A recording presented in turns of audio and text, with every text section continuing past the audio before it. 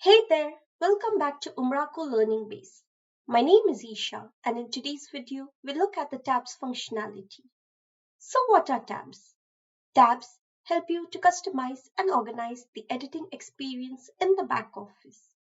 You can combine the use of tabs and groups to provide the best possible editing experience and workflow for updating content, media, and members. Using tabs, you can organize properties in the back office, allowing editors to create and maintain content, media, and members efficiently. Tabs allow you to add horizontal organization to your document types, media types, and member types, and are quite handy for types that need a more defined hierarchy or have many properties and groups. Now that we know what tabs are, let's go ahead and add them to our project. This is my cloud project. I'll go to the back office of my project. To add a tab, we'll go to the settings section and select a document type. I'll select the home document type.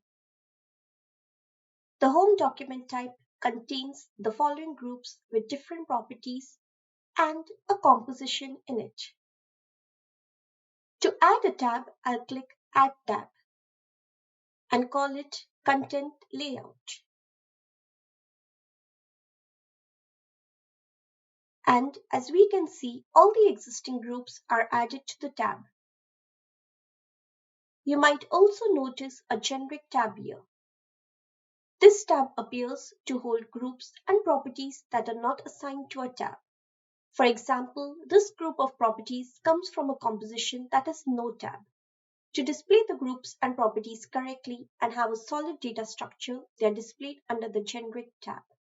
Let's say I want to rename it and display the composition under a different tab heading.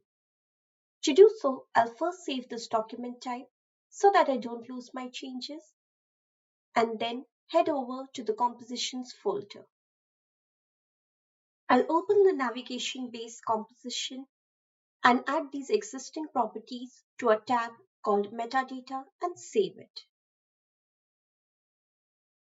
Now, when I go back to my home document type, I'll see a tab called metadata with the composition properties in it.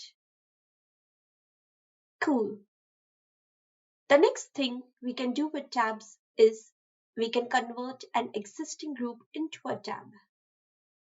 Let's say I wish to convert the design group into a tab. To do so, I'll click on Reorder and drag the design group to the Convert to Tab option. And there we have another tab. Similarly, I'll convert the content group to a tab. With all these tabs in place, you might wish to sort and reorder them. You can simply do so by dragging the tab where you want or manually adding a numeric value next to the tab name or using the arrows to set a value. Now that I'm happy with the changes, I'll click on I'm done reordering and my tabs are displayed in the order specified.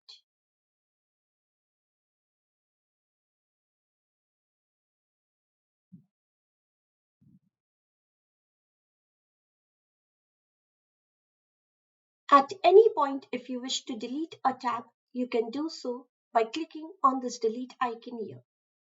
When you delete a tab, all the groups and properties within it are deleted. And poof, it's gone.